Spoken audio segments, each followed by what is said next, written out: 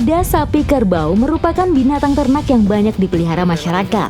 Beberapa daerah sengaja memeliharanya secara alami dan liar karena jumlahnya yang banyak. Hingga untuk menangkapnya kembali perlu tenaga dan usaha lebih. Ya, beginilah cara untuk menggiring kuda untuk masuk ke kandang.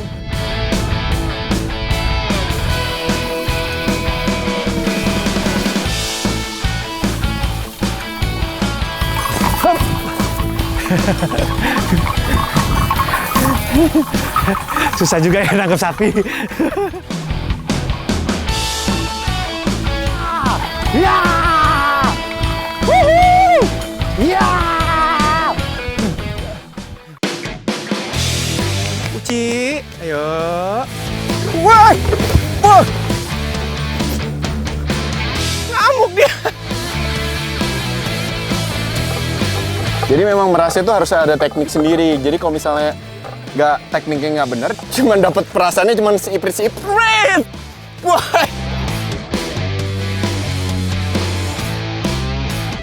Makan, weh. Ini siapa yang mau makan? Nggak ada yang mau. Weh. Ada yang mau nggak nih?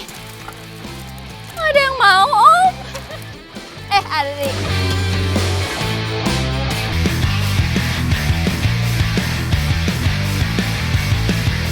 Luasnya bentangan padang rumput di Sumba, Nusa Tenggara Timur membuat masyarakat di pulau ini banyak menggembalakan hewan ternak secara liar. Kuda salah satunya. Halo, sekarang saya sedang bersama dengan Umbu Nganji dan Umbu Yanus. Kita akan melakukan penggiringan kuda untuk digiring ke kandangnya dan dilakukan perawatan. Kuda bagi masyarakat Sumba punya peran penting. Kuda dianggap sejajar dengan arwah nenek moyang, sehingga kuda atau dikenal juga dengan sebutan dara diperlakukan istimewa. Ya, beginilah cara untuk menggiring kuda untuk masuk ke kandang. Sudah jadi tradisi masyarakat Sumba memelihara kuda dengan dilepas liarkan di padang rumput atau savana, agar mereka bisa hidup bebas bersama kelompoknya dan mencari makan sendiri. Selain itu, masyarakat juga percaya kuda yang dipelihara secara liar akan lebih kuat tulangnya.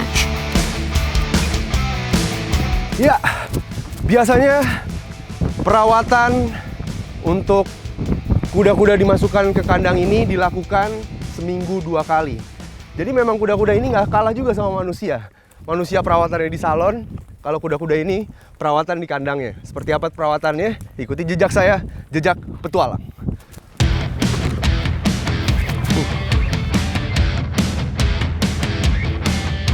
Jadi ini gunanya untuk apa, Umbu? Ini untuk mengusir lalat yang hinggap di kuda. Oh, memang lalat itu berbahaya? Iya, berbahaya buat penyakit. Oh, buat penyakit? Oh, dan penyakit itu mematikan untuk kuda? Penyakit sura namanya. Penyakit sura ya? Penyakit sura disebabkan oleh parasit darah dan ditularkan melalui gigitan lalat penghisap darah. Yang disemprot itu bagian paha satu badan ya? Dan paling banyak dia tepatnya ada di bawahnya ya, di bagian bawah. Lalat tidak menyukai aroma dari oli bekas, sehingga luka pada pusar yang diberi oli bekas tidak akan dihinggapi lalat. Hal ini membuat luka jadi cepat kering dan sembuh. Ya, jadi ini adalah perawatan kuda yang terakhir. Kuda-kuda di Sumba ini juga sering dikasih madu dan juga telur ayam. Telur ayam kampung supaya dia tetap kuat, menambah staminanya. Telur dan madu membantu pembentukan otot kuda yang lebih baik karena tingginya kandungan protein pada telur. Ya, perawatan untuk kuda telah selesai kita lakukan. Ikuti terus jejak saya, jejak petualang.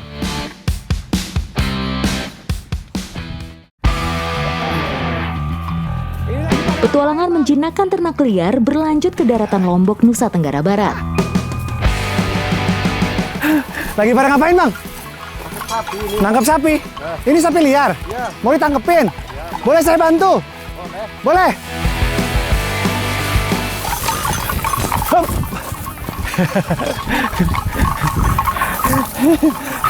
Susah juga ya nangkep sapi.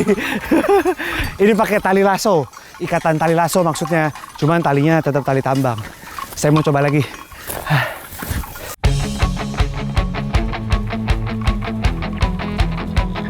Tradisi menangkap sapi liar bersama masyarakat lereng Gunung Rinjani benar-benar menarik. Ya! Wuhu! Ya! Harus bisa mengalahkan kecepatan dan kelincahan larinya sapi-sapi di sini. Medan perbukitan yang terjal sangat menguras tenaga.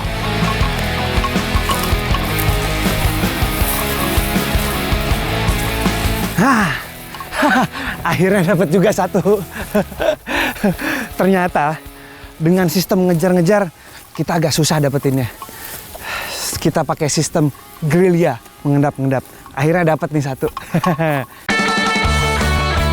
Menangkap sapi liar di perbukitan telah menjadi tradisi turun-temurun. Para penangkap biasanya adalah penggembala sapi liar yang hidup di lereng Gunung Rinjani. Menangkap satu sapi liar saja butuh waktu berjam-jam. Strategi khusus membuat sapi incaran lelah berlari menjadi langkah pertama. Kira-kira ada trik lagi nggak buat nangkap sapinya? Satu trik mungkin kita pakai pakan. Pakai makanan? Iya, makan. Itu. Bisa makan dia Kasih lapar. makan. Iya. Karena sapi Terus doyan kita, sekali makan. iya, habis itu kita tangkap. Setelah sapi kelelahan dan tenaganya habis, cara terbaik adalah mendekatinya dengan makanan.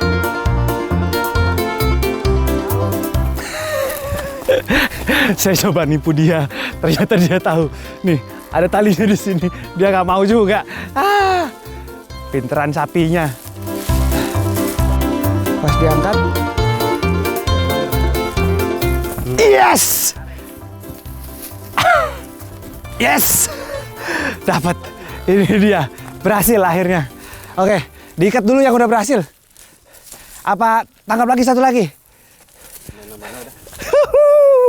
Strategi yang cukup manis. Jitu juga ya strateginya. Sapi yang kelelahan pasti lapar dan mudah ditangkap dengan makanan. Sapi tangkapan dibawa ke kandang khusus di atas bukit agar mereka tetap dekat dengan habitat aslinya.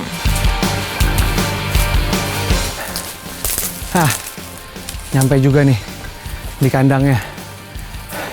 Lucunya, begitu yang tadi 3 ditangkap, yang lain ada yang ngikutin.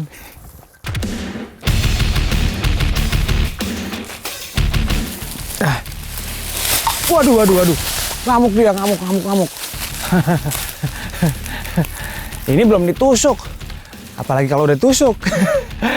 Tapi sebelum ditusuk, saya mau tanya nih Bang. Kenapa sih harus ditusuk nih hidungnya? Jadi cerita dari nenek moyang kita, dari nenek leluhur kita dulu. Kalau sebelum ditusuk secara adat orang Bayan sini masih dikuasai oleh setan. Masih dikuasai oleh setan? Masih Harusnya hawa setan itu masih ada di dalam badannya. Oh, kerasukan setan Ya, masih maksudnya. kerasukan setan. Oh. Sehingga sapi-sapi liar itu karena Wah, dia lepas. lepas. Bisa lepas itu sapi. Itu udah. Saya nggak tahu kenapa itu sapi bisa lepas setelah diikat.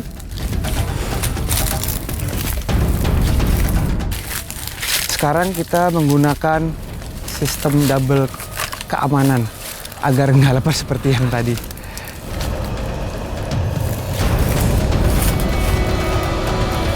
Udah siap? Udah. Bisa langsung aja? Bisa? Ngamuk nggak?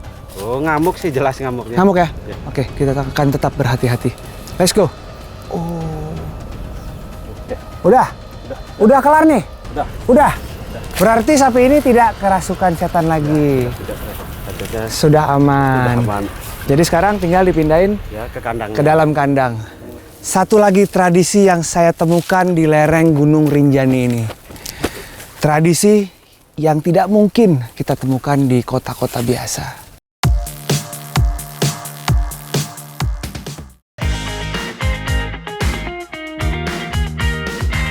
Kuda, sapi maupun kerbau tak hanya memiliki nilai ekonomis tinggi. Bukan hanya untuk diambil dagingnya saja. Hasil susunya pun kerap menjadi satu olahan tradisional yang memanjakan lidah. Woi. Kabur kerbaunya. Maaf bikin kaget. Maaf. Oke, 1, 2, 3.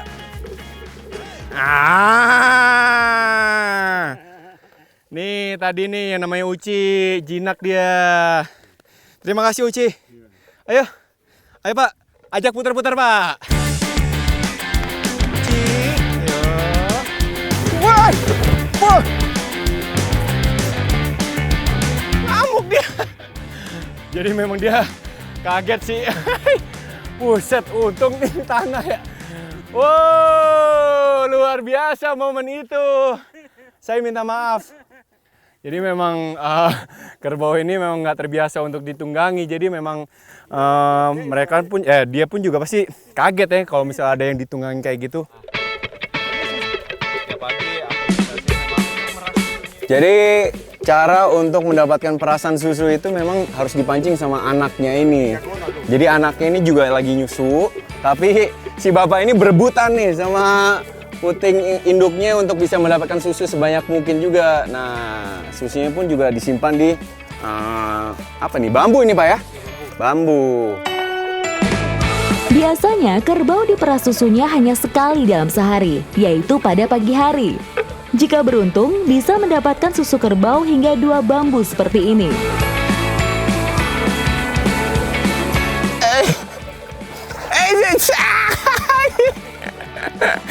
Tangan gue mau digigit.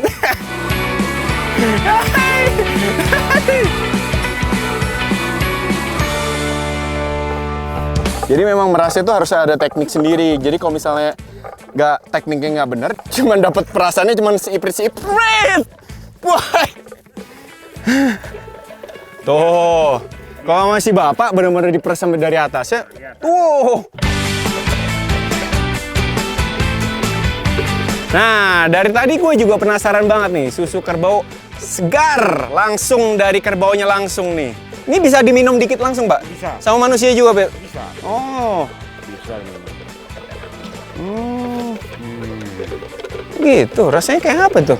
Coba, Pak. Dikit, Pak.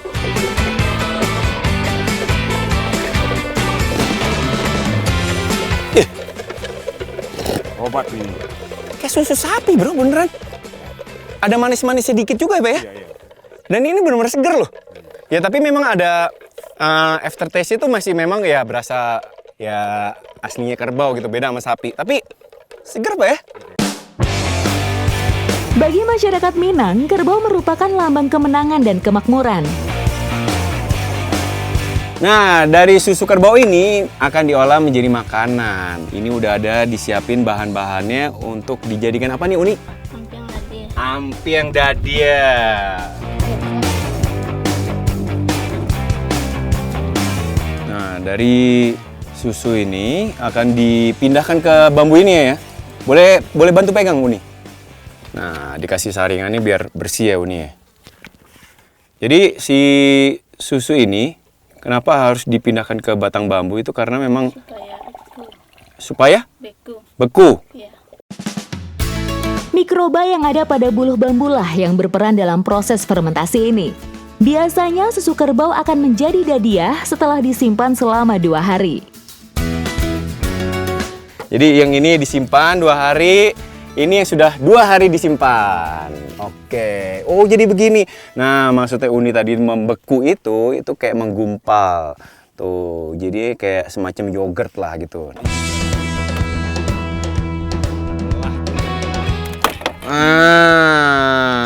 Ini dia nih, dadia. Wah, jadi si susu itu gak ditambahin apa-apa lagi, cuma ditaruh di batang bambu ini, didiemin 2 hari, menjadi yogurt tradisional namanya dadiah ini.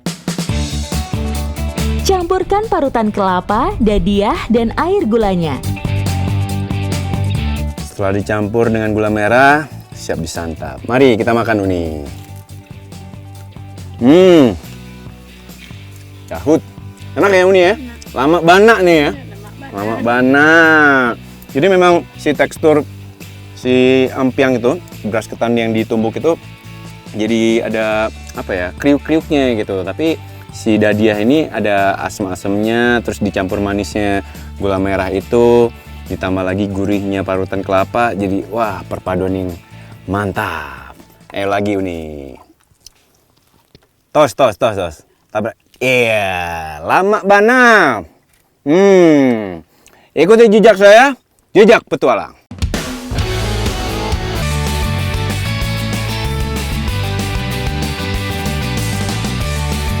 Penggembalaan ternak di alam telah menjadi tradisi turun-temurun. Salah satunya di darat pantai Kabupaten Sika, Nusa Tenggara Timur. Salah satu rutinitas masyarakat darat pantai saat kemarau adalah menyediakan pakan segar bagi hewan-hewan ternak. Sambil panas-panasan, sambil ngangkut, wah luar biasa nih perjuangan ketika di musim kemarau. Ini demi kamu hewan ternak, demi kamu sapi. Pemberian makan seperti ini adalah untuk mencegah hewan-hewan ternak mati kelaparan. Jika didiamkan saja, mereka bisa makan plastik, kertas, atau apa saja buat bertahan hidup yang justru membahayakan buat ternak. Berat ya kayak beban hidup, curhat.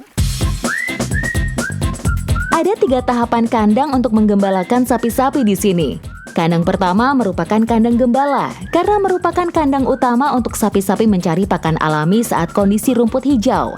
Yang kedua adalah kandang kumpul, sebelum sapi-sapi digiring menuju kandang ketiga, yaitu kandang pakan. Nah biasanya sih cara mereka menggiringnya itu cukup diusir sih dari sana, kayak dipukul-pukul, dan mereka biasanya itu datangnya segerombolan gini.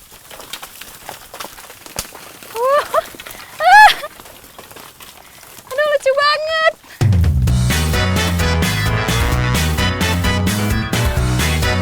Meski termasuk hewan jinak, tapi sapi-sapi ini juga tahu siapa tuannya. Jadi nggak heran jika mereka sedikit jaga jarak sama pendatang baru.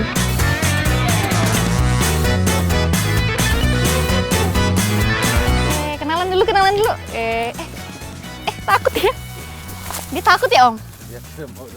Jadi dia kayaknya udah ada insting gitu sih, kalau memang pemiliknya dia mau aja. Tadi dielus-elus udah kayak kucing, tapi saya mendekat dikit kabur dia. Padahal saya kan gak gigit. Memasuki musim kemarau, sapi-sapi ini secara alami akan selalu berada di kandang kumpul jika pagi hari. Mereka seperti sudah tahu kalau tuannya sudah menyiapkan daun segar untuk menu sarapan. Saya excited banget nih mau ngasih makan langsung. Kalau saya ngasih mereka mau nggak ya? Dia udah ngikutin aja nih, mentang-mentang megang ini. Tadi aja jauh-jauh mau dipegang. Nggak apa-apa nih makan aja. Gemes banget. Astaga. Kayaknya kurang bakat deh kalau mau jadi koboi. Buktinya udah nyodorin daun segar aja, sapi-sapi masih malu-malu buat mendekat. Weh, makan, weh. Ini siapa yang mau makan? Nggak ada yang mau. Weh. Ada yang mau nggak nih? Nggak ada yang mau, Om. Ada deh.